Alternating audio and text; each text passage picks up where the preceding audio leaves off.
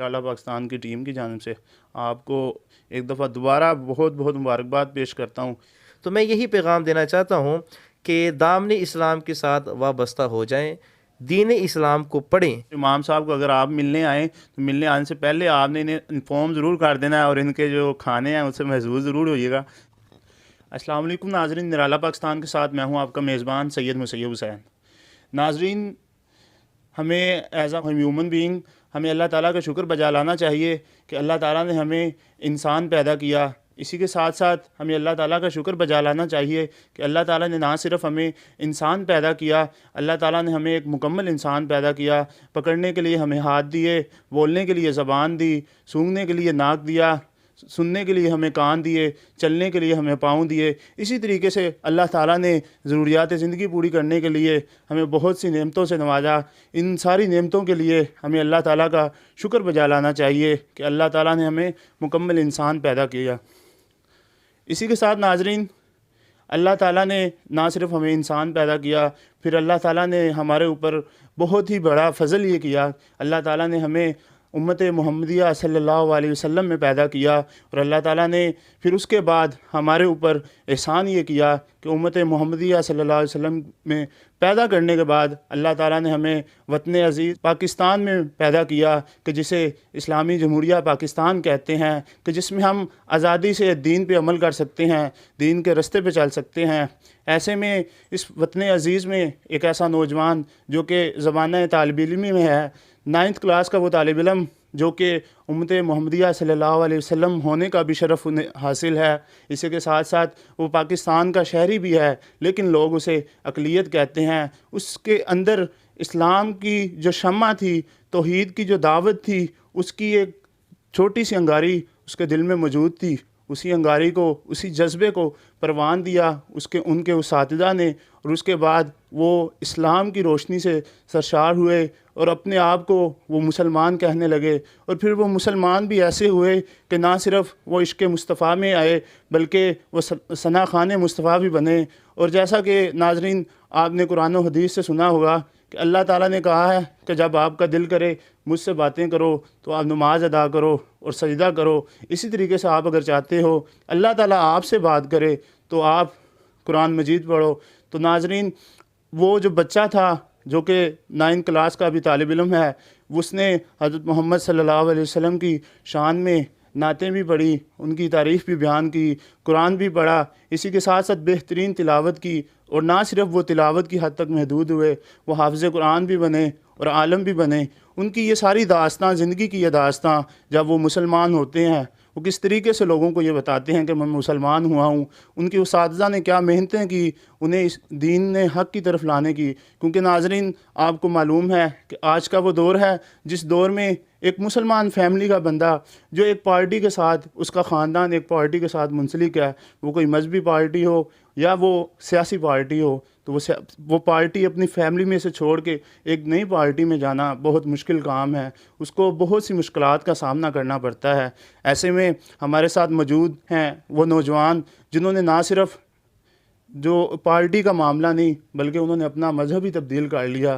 اس مذہب کو تبدیل کرنے میں انہیں کن مشکلات کا سامنا کرنا پڑا، ہم اس کے حوالے سے بھی بات کریں گے۔ تو جی ناظرین، اسی حوالے سے اس نوجوان سے ملوانے کے لیے میں موجود ہوں فیصل آباد کے اقبال ٹاؤن میں، جدھر جامعہ مسجد نور محمدیہ صلی اللہ علیہ وسلم میں ہم موجود ہیں۔ اسی کے ساتھ ہمارے ساتھ موجود ہیں محمد شفیق الرحمان حسان صاحب۔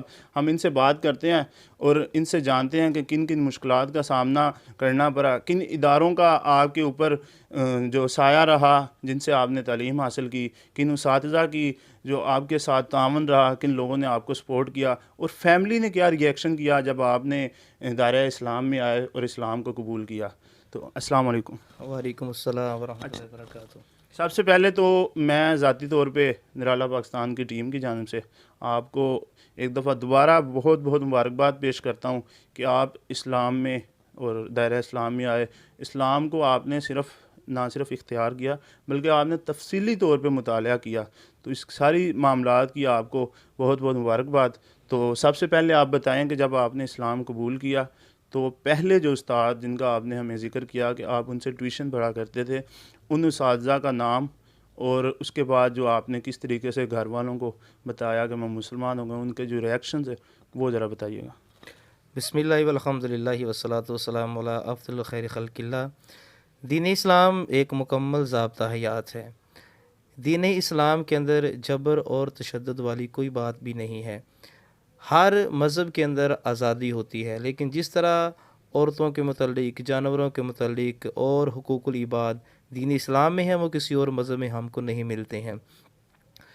تقریباً آج سے کہہ لیں کہ 13 سال قبل کی بات ہے یہ۔ 9th کلاس کا میں اسٹوڈنٹ تھا، تو کرسچن فیملی سے میرا تعلق تھا۔ میرے ایک ٹیچر تھے حافظ محمد عبدالحفیظ صاحب، تو انہوں نے مجھے دین اسلام کی طرف موٹیویٹ کیا، اور پھر جو ہے وہ میں دائرہ اسلام میں آیا۔ تو میرے پیر و مرشد پروفیسر ڈاکٹر محمد شاہد ریاض محمد سیفی، وہ ڈاکٹر بھی ہیں BBS سے، ادھر ملت چوک اقصی ٹاؤن کے اندر ان کا آستانہ بھی ہے۔ تو پھر وہاں پر آ کر میں نے اسلام قبول کیا۔ اسلام قبول کرنے کے بعد جس طرح فیملی کا ریئیکشن ہوتا ہے کہ مذہب تبدیل کیوں کیا ہے، اور طرح طرح کے معاملات ہوتے ہیں، مشکلات آتی ہیں، لیکن اس کے بعد سمندری شہر کی ایک سماجی، دینی اور مذہبی شخصیت میاں محمد فہیم اختر، انہوں نے مجھے اپنا بیٹا بنایا۔ جب گھر والوں نے مجھ سے سوشل بائیکاٹ کر دیا، انہوں نے مجھے اپنا بیٹا بنایا۔ پھر میں اسکول میں پڑھتا رہا، ڈگری کالج میں FSc کی تعلیم حاصل کی۔ اس کے بعد جامعہ محدث اعظم رضا نگر چنیوٹ میں، وہاں پر میں نے فارسی کی کتابیں استاد فضل رسول صاحب سے پڑھیں۔ اس کے بعد جو میرا مادری علمی ہے، جہاں سے میں نے مکمل یہ درس نظامی 8 سالہ کورس ہوتا ہے عالم دین کا، وہ میں نے کیا۔ میرے اس ادارے کا نام ہے جامعہ قادریہ رضویہ، وہ فیصل آباد میں سرگودا روڈ پہ واقع ہے۔ یہ بہت بڑا ایک ادارہ ہے، وہاں سے میں نے مکمل تعلیم حاصل کی، اور آج اللہ رسول کے فضل و کرم سے دین کی برکات یہ ہے کہ میں مسجد میں امام بھی ہوں، خطیب بھی ہوں، اور پورے ملک پاکستان کے دور دراز علاقوں میں نعت خوانی کے لیے اور خطابات کے لیے جانا ہوتا ہے، اور حضور علیہ الصلوۃ والسلام کے فرامین، میٹھے بول جو ہیں، وہ ان کو آسان کر کے لوگوں کے کانوں تک پہنچانے کا مجھے موقع ملتا ہے۔ ماشاء اللہ۔ ناظرین، جیسا کہ میں نے آپ کے سامنے ذکر کیا کہ یہ بہت اچھے ثناخوان مصطفیٰ بھی ہیں، تو مختصر سے 2-3 جو جملے ہیں وہ مصرع نعت کے، وہ بھی آپ ہمارے ناظرین کی نظر کریں۔ تو شاہ خوباں تو جانے جانا ہے، چہرہ کتاب تیرا نہ بن سکی ہے، نہ بن سکے گا مثال تیری، جواب تیرا۔ سبحان اللہ، ماشاء اللہ۔ باقی تو ان کے پاس گفتگو، ان کے پاس جو علم ہے وہ تو ماشاء اللہ اتنا زیادہ ہے، علم کا سمندر انہوں نے اپنے اندر سمایا ہوا ہے۔ اگر اس کو ان سے حاصل کرنے کی بات کریں یا ان سے سننے لگیں تو وہ ختم ہونے کا نام نہیں لے گا۔ لیکن کیونکہ ہماری جس ٹاپک پہ انہوں نے جو کنورٹ ہوئے، انہوں نے اپنا مذہب عیسائیت سے یہ اسلام پہ آئے، تو اسی پہ ہماری گفتگو چل رہی ہے۔ تو اس حوالے سے آپ جو ہے کمیونٹی جو ہے ہماری آج کی جو نان مسلم کمیونٹی ہے، ان کو کیا پیغام دیں گے؟ کیونکہ ظاہری بات ہے جب ایک مذہب کے اوپر انسان چل رہا ہوتا ہے تو پھر اس سے باہر رہ کے، آپ کو ظاہری بات ہے جب آپ مسلمان نہیں تھے تو 9ویں کلاس تک 2007 تک آپ کا ایک اسلام کے حوالے سے اور پوائنٹ آف ویو تھا، جو کہ آج کے نان مسلمس میں وہی ہے۔ لیکن جب اسلام میں یا کسی بھی چیز میں انسان خود ڈائریکٹلی انوالو ہوتا ہے، پھر اسے معاملات کا پتہ چلتا ہے۔ تو لیت کو اور اسی کے ساتھ ساتھ نان مسلم کمیونٹی کو کیا پیغام ہے؟ دیکھیے جی، نان مسلم کمیونٹی جو ہے، ہمارا دین اسلام جو ہے وہ تمام مذاہب کا احترام کرتا ہے۔ ہمارے دین کے اندر کسی قسم کا وائلنس نہیں ہے، کسی قسم کا ایکسٹریمسٹ نہیں ہے۔ ہمارا دین جو ہے وہ ہمیں امن، سکون اور بھائی چارے کے ساتھ رہنے کا درس دیتا ہے۔ جتنے بھی نان مسلم کمیونٹیز ہیں، وہ خاص طور پر انسانی حقوق کے اوپر بہت زیادہ زور دیتی ہیں۔ یاد رکھیے کہ کسی بھی مذہب کے اندر انسانی حقوق کے حوالے سے کوئی قوانین موجود نہیں ہے، لیکن دین اسلام کے اندر مکمل طور پر قوانین موجود ہیں۔ اگر آپ چاہتے ہیں کہ پوری دنیا میں امن آ جائے اور یہ بھائی چارے کا گہوارہ بن جائے، تو دامن اسلام میں آنا پڑے گا۔ اسلام ہی وہ ایک واحد مذہب ہے کہ جس کے اندر ہر ایک شخص کے حقوق کو بیان کیا گیا ہے۔ آج ویسٹ کے اندر چلے جائیں تو وہ عورتوں کے حقوق کی بڑی بات کرتے ہیں۔ شاید میں یہ سمجھتا ہوں کہ عریانی، فحاشی اور بالکل مختصر لباس پہننے کو وہ عورتوں کی آزادی کہتے ہیں۔ ہمارا دین ایسے نہیں کہتا ہے۔ ہمارا دین کہتا ہے عورت ہے تو وہ یا تو ماں کے روپ میں ہے، یا بیٹی کے روپ میں ہے، یا بیوی کے روپ میں ہے، یا بہن کے روپ میں ہے۔ یہ ایک عزت کا مقام ہے۔ کوئی بھی کتاب اٹھا کر دیکھ لیں، کسی بھی مذہب کی کتاب، اس کے اندر عورتوں کے حوالے سے کوئی قانون موجود نہیں ہے، لیکن وہ قرآن پاک میں پوری سورۃ نساء موجود ہے جس کے اندر عورتوں کے حقوق کو بیان کیا گیا ہے۔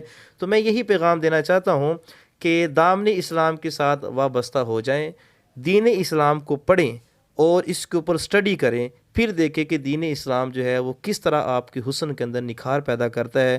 دنیا بھی آپ کے لیے بہتر ہو جائے گی اور آخرت تو ہے ہی حضور کے غلاموں کے لیے۔ ناظرین، جیسا کہ انہوں نے بتایا کہ مختلف مدارس میں رہے، اور اسے ہم اپنے الفاظ میں اگر کہیں تو اسٹوڈنٹس کے الفاظ میں کہ ہاسٹل لائف آپ نے ایک کافی عرصہ گزارا اور بغیر فیملی کے گزارا۔ ہاسٹل لائف میں انسان ذاتی طور پہ بہت سے تجربات سے گزرتا ہے اور بہت سے ہنر انہیں آتے ہیں، خاص طور پہ وہ کام جو خواتین سے کرنے ہوتے ہیں، جس کی فیملی ہوتی ہے، اب ہاسٹل لائف میں اسے وہ چیزیں جو ہے نا اویل نہیں ہوتی، تو وہ خود کرتا ہے۔ تو آپ نے کھانے وغیرہ بنائے اور ماشاءاللہ آپ ایک اچھے شیف بھی ہیں، تو اس حوالے سے ذرا تھوڑا سا ہمیں بتائیں کہ آپ کیا کیا پکا سکتے ہیں۔ اور جی، یہ جب بندہ ہاسٹل لائف میں آتا ہے تو پھر اس کو اپنے کام خود کرنے پڑتے ہیں، تو وہ کہتے ہیں نا کہ جب سر پہ پڑی ہو تو پھر سارے کام آ جاتے ہیں۔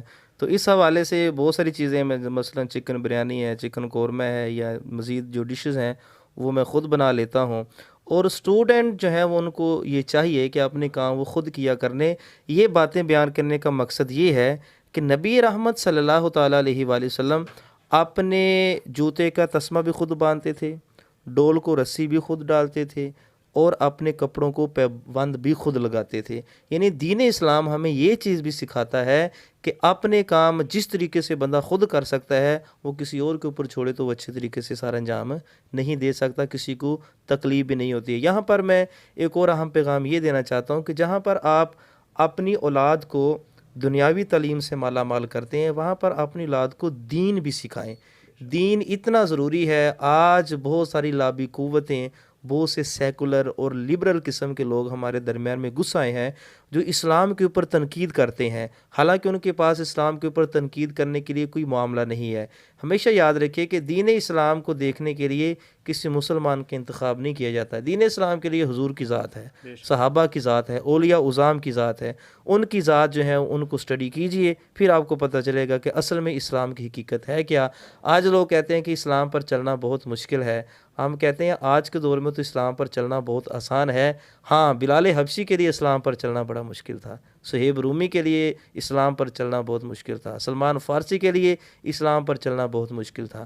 آج آپ جب دار اسلام میں آتے ہیں، آپ کو مار پٹائی نہیں کی جاتی، آپ کو ویلکم کیا جاتا ہے، لیکن اس وقت مار پٹائی ہوتی تھی، لیکن پھر بھی وہ دین اسلام پر کاربند رہتے تھے۔ لہٰذا اپنی اولاد کو دنیاوی تعلیم کے ساتھ ساتھ دینی تعلیم، قرآن، اس کا ترجمہ، احادیث، ضروری مسائل، نماز، وضو، روزہ، حج، زکوٰۃ، یہ اپنی اولاد کو سکھائیں تو انشاءاللہ اسی میں کامیابی اور اسی میں کامرانی ہے۔ جی، بے شک اسلام جو ہے وہ مکمل ضابطہ حیات ہے۔ اور آج کل ڈاکٹر صاحب ایک بات میں نے سنی یا کہیں سے پڑھی ہے، کسی نے کہا کہ شیطان کیسا ہے، تو جواب ملا کہ شیطان بہت محنتی ہے۔ جو اسلام مخالف جو ٹیمیں ہیں، اسلام مخالف جو لوگ ہیں، وہ لوگ بڑے ایکٹیو ہیں، لیکن آج ہم اپنی اولاد کی تربیت کرنا بھول گئے۔ انہیں ہم روٹی، کپڑا، مکان تو دے دیتے ہیں، انہیں ہم ضروریات زندگی تو دیتے ہیں، لیکن ہم انہیں اسلام کی تعلیم نہیں دیتے۔ آج ہماری مساجد میں دیکھ لیں کہ فجر کے بعد کتنے بچے سپارہ پڑھ رہے ہیں، لیکن آج سے کچھ سال پہلے چلے جائیں تو ہماری تعداد وہ زیادہ ہوتی تھی۔ یہی وجہ ہے کہ آج ہمارے بچے جو ہیں نافرمان ہوتے جا رہے ہیں، اور یہ سارے معاملات ہمیں فیس کرنے پڑ رہے ہیں۔ ناظرین، اس سے پہلے جو میں نے سوال ان سے کیا تھا کہ انہیں شیف کے حوالے سے جو چیزیں آتی ہیں، تو وہ میں نے آپ کو اس لیے کہا کہ جو انہوں نے کنورٹ ہوئے ہیں انہیں ہم اپریشیٹ کرتے ہیں. اور امام صاحب کو اگر آپ ملنے آئیں تو ملنے آنے سے پہلے آپ نے انہیں انفارم ضرور کر دینا ہے اور ان کے جو کھانے ہیں اس سے محظوظ ضرور ہوئیے گا, کیونکہ ہمیں پہلے نہیں پتہ تھا اور ہم نے انہیں انفارم نہیں کیا, تو ہم اس چیز سے جو ہے نا قاصر رہے ہیں. آپ ایسا نہ ہو کہ اگر آپ ملنے آئے اور آپ ان کی جو ہے نا میزبانی سے وہ رہ سکیں. تو اسی کے ساتھ اپنے میزبان سید مسیب حسین کو اجازت دیں. انشاءاللہ پھر ملاقات ہوگی ایک اور نئی ویڈیو کے ساتھ, ایک نئی موٹیویشنل سٹوری کے ساتھ. اللہ حافظ.